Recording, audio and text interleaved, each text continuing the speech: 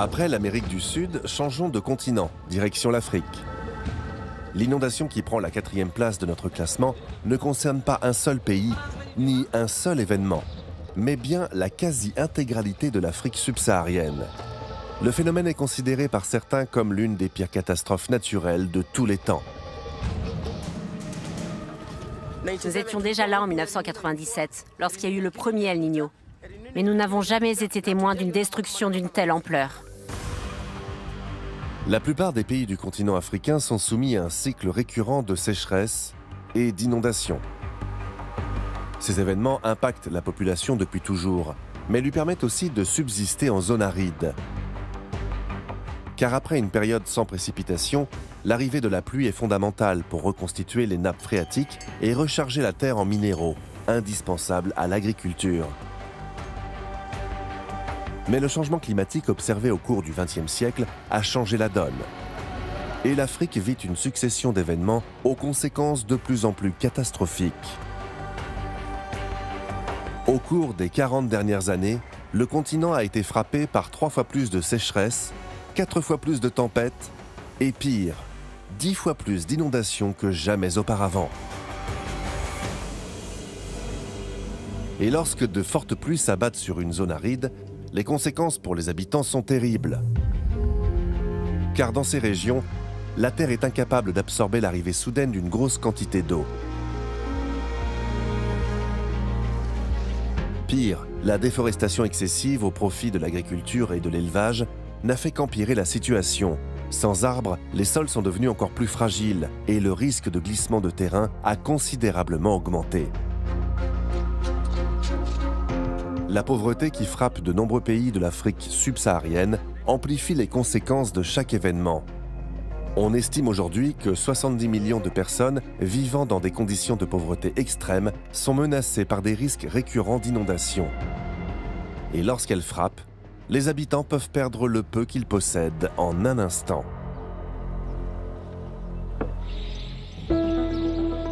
Aujourd'hui, toutes les études montrent que la situation empire et que le dérèglement climatique s'amplifie année après année. Les périodes de sécheresse deviennent de plus en plus longues.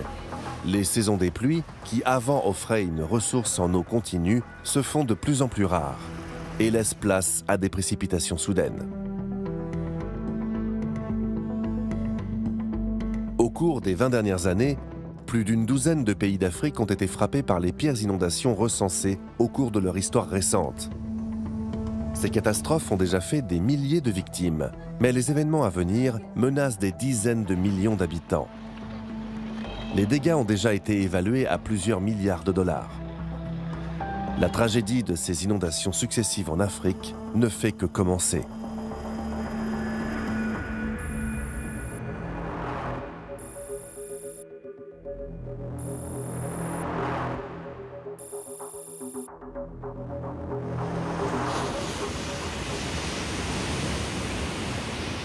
Chinois et Japonais s'accusent mutuellement d'avoir provoqué la rupture des digues du fleuve Jaune. Après l'Afrique, retour en Asie pour découvrir l'événement qui prend la 3e place du classement des pires inondations de l'histoire. Il a eu lieu en Chine en 1938 et plus précisément au cœur de la province du Henan.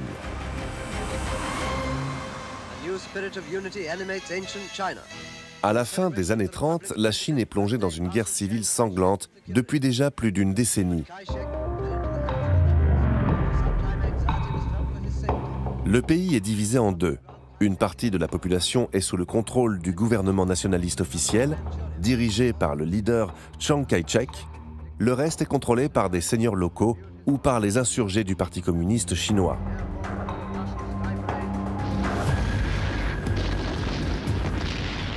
Conscient du chaos qui règne chez son voisin, le Japon décide d'en profiter et d'envahir la Chine.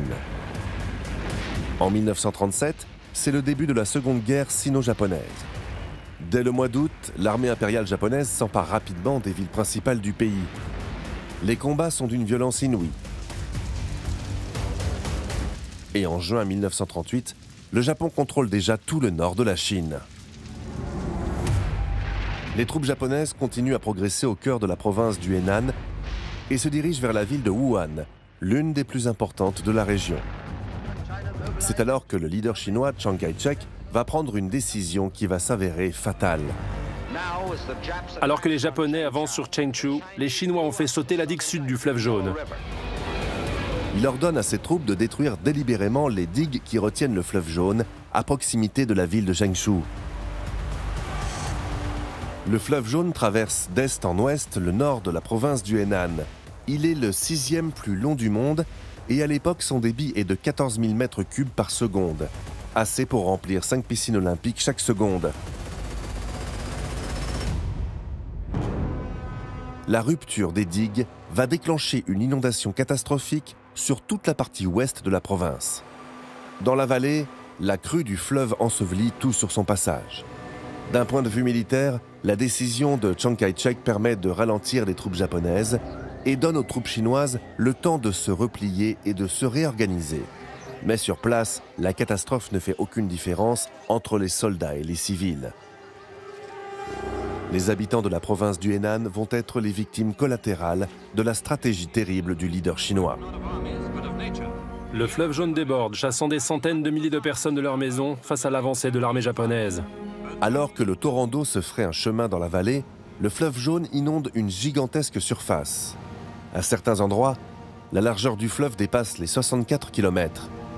Et la profondeur moyenne de 2 mètres rend impraticable toutes les infrastructures de la région. Partout, des villageois sont à la recherche d'endroits pour se réfugier. Plus de 90% des villages du comté de Fugu sont anéantis. Une grande partie des terres agricoles sont submergées, recouvertes d'une épaisse couche de limon qui va les rendre incultivables pendant plusieurs années. Au cours des semaines qui vont suivre, l'inondation va se propager. Et face à la puissance des eaux, d'autres digues vont céder à leur tour.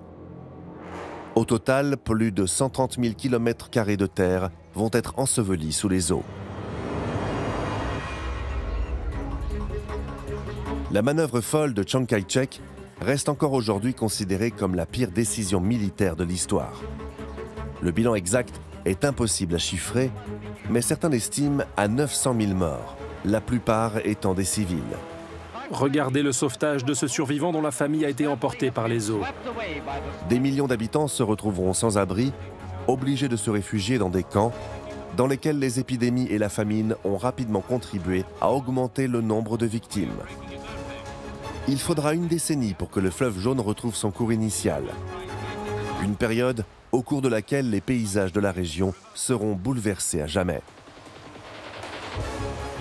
Les dégâts causés par la catastrophe n'ont jamais pu être clairement chiffrés et les conséquences sur la population et sur le pays ont été telles qu'il n'existe aucun autre événement comparable aux inondations du fleuve Jaune de 1938. Une crue record déclenchée par la volonté d'un seul homme prêt à sacrifier son peuple pour gagner un peu de temps dans une guerre qu'il était en train de perdre. Un désastre humain et environnemental qui reste encore aujourd'hui l'acte de guerre le plus insensé de toute l'histoire de l'humanité.